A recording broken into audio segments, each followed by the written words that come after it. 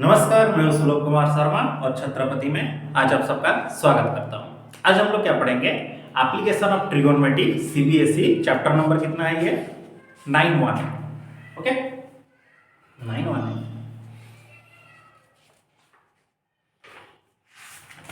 अच्छा ठीक है, 9.1 ही है। CBSE exercise 9.1 clear. Application of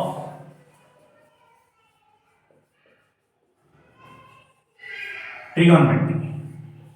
okay, इसी को ही आज हम लोग पढ़ेंगे। ठीक है, तो क्वेश्चन नंबर लास्ट हम लोग शुरू करते हैं। क्वेश्चन नंबर 14 में ये दिया कि ए 1.2 मीटर टॉल गर्ल स्पोर्ट्स ए बलून। ठीक है, एक 1.2 मीटर की एक गर्ल से एक बलून को ऊपर स्पोर्ट की जिसका मूविंग विथ है wind in horizontal line at a height of, अच्छा इस बलून का हाइट है 88.2 meter from the ground. The angle of elevation of the balloon from the eyes of the girls at any instant is 60 degree. ठीक है, at any instant बोल दिया, angle of elevation 60 degree है। After some time the angle of elevation reduces to 30 degree. कुछ वक्त बाद angle of elevation उसका कितना हो गया? 30 डिग्री पर रिड्यूस हो गया। ठीक है,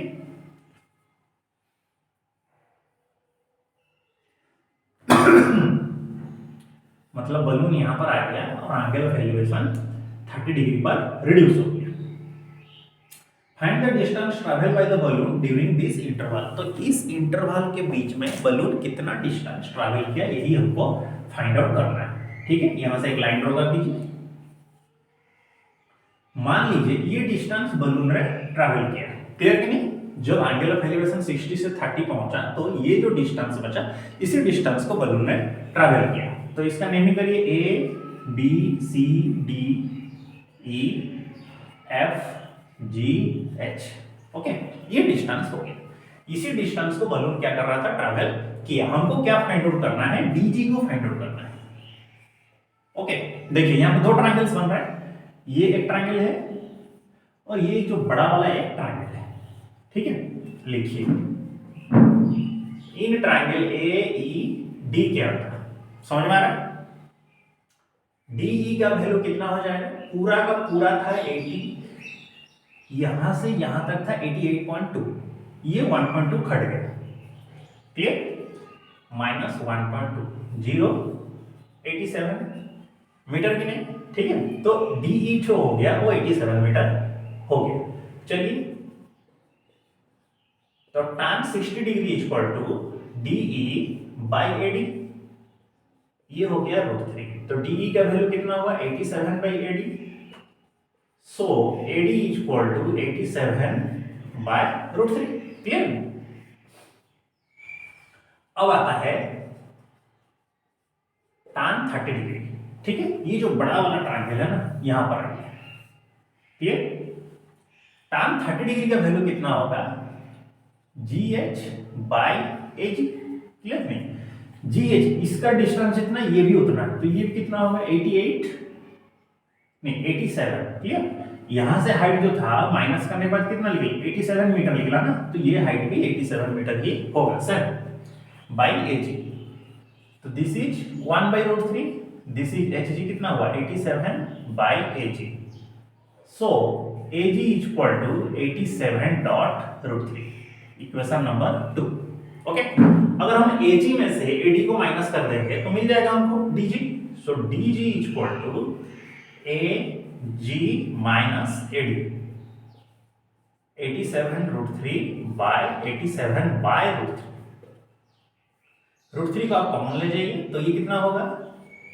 87 इंटू 3 माइनस 87, तो 87 को कॉमन ले जाइए, 3 माइनस 1 बाय √3।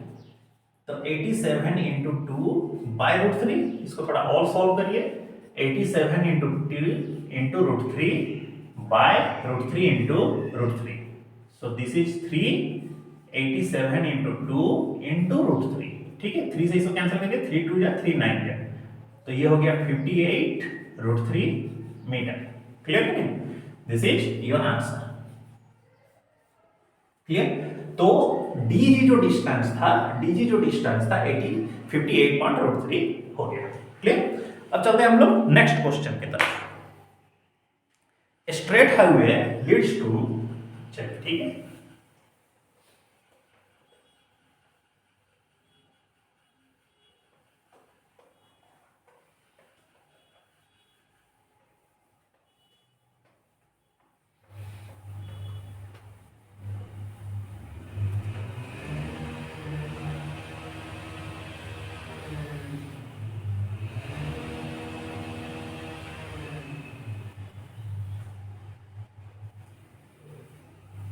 ठीक है।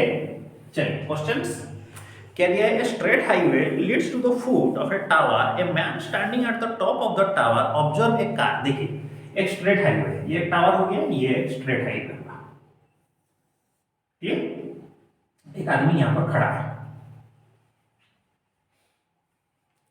A straight highway leads to the foot of a tower. Observe a car at an angle of depreciation 30 degree with an approximate the foot of the tower with a uniform speed. देखिए ये बड़ा question है। एक आदमी यहाँ पर खड़ा है और डेप्रिसिएशन देख रहा है एक कार का 30 डिग्री है। ठीक है, सपोज यहाँ से जो डिस्टेंस है ये हो गया 30 डिग्री। भाई चलो, which is approximately the foot of the tower with a uniform speed। देखिए कार का स्पीड लिख दीजिए,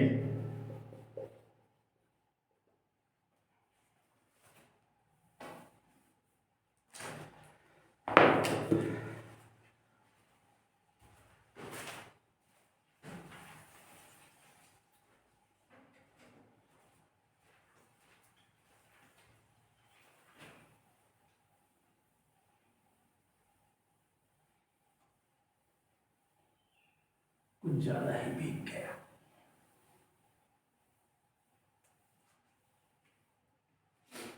ओके देखिए, द एंगल ऑफ एक टावर है और एक ऐसे गाड़ी जा रहा है।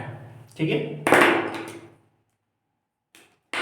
Eight the top of the tower observe a car eight an angle of depreciation. यहां पर एक आदमी खड़ा है और एक कार को देख रहा है जिसका एंगल ऑफ डेप्रिसिएशन कितना हो गया 30 degree. Okay, which is approximately the foot of the tower with a uniform speed।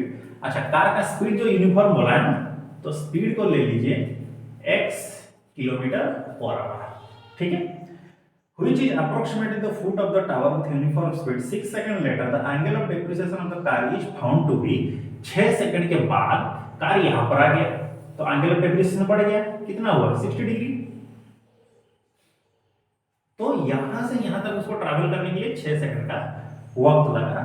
तो फाइंड कार को जब टावर का फुट पर पहुंचेगा, मतलब कार को जब यहां पर पहुंचेगा तो उसको कितना वक्त लगेगा, ये हमको फाइंड आउट करना है। मान लीजिए t सेकंड उसको वक्त लगेगा। क्लियर?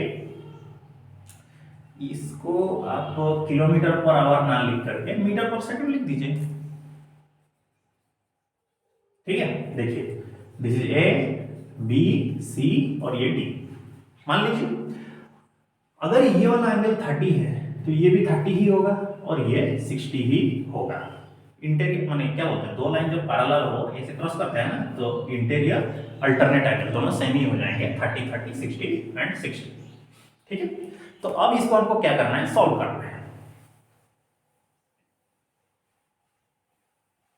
मतलब t का वैल्यू फाइंड आउट करना है। मान t को ही पूछा था ना, जो कितना वक्त लगेगा उसको यहां तक पहुंचने के लिए, ये आप फाइंड आउट करके बताइए। ये क्वेश्चन नंबर है 15। मान लीजिए t वक्त लगेगा। ठीक है, in triangle A B D के अंदर tan 30 कितना होगा, ab by bd। tan 30 का वैल्यू है 1/√3, तो ab का वैल्यू हमको पता नहीं है, bd का वैल्यू कितना होगा, अब इसको फाइंड आउट करिए। b और ये d, ठीक है, हम लोग जानते हैं speed equal to distance by time, तो distance equal to speed into time. तो इस केस के लिए टाइम है t, ओके, और कार का स्पीड कितना है x, तो bc का वैल्यू आपको कितना मिल गया tx। अब यहां पर 6 सेकंड बोल ही दिया है, तो cd का वैल्यू कितना होगा 6x, क्योंकि 6 सेकंड तो बोल ही दिया है ना। तो bd कैसे बना, bc प्लस cd, मतलब tx प्लस 6x। तो 1/√3 equal to A B, X को कॉमन ले लीजिए, t plus 6।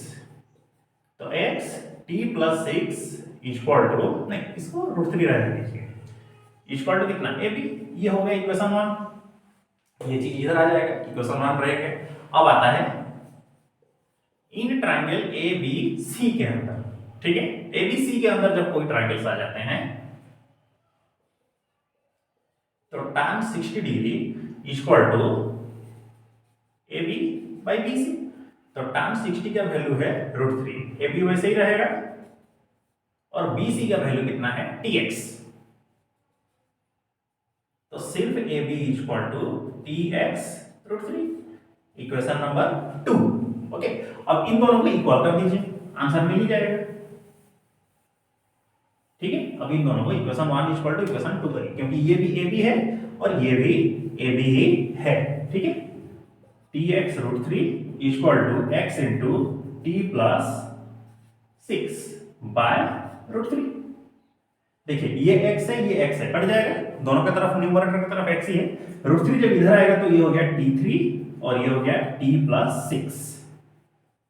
t3 minus t equal to 6, सिर्फ 2t इक्वल टू 6, और ये t equal to 6/2 that is 3। Clear? 3 second. Okay,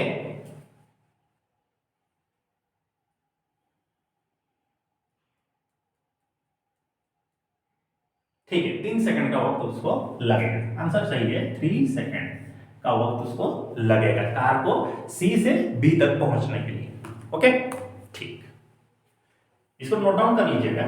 चलिए फिर चलते हैं लास्ट वाला जो क्वेश्चन है, क्वेश्चन नंबर जो 16 लिखा है उसी की तरफ।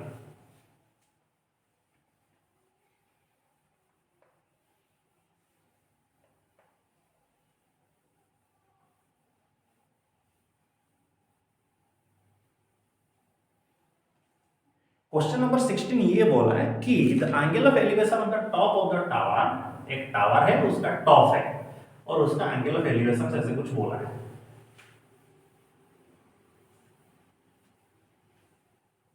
ठीक है, देखिए the angle of elevation of 16 number, the angle of elevation of the top of a tower from the 2 point at a distance of, देखिए टॉप ऑफ टावर है, 2 पॉइंट्स हैं, एक है 4 और एक है 6 मीटर, ये है 4 मीटर,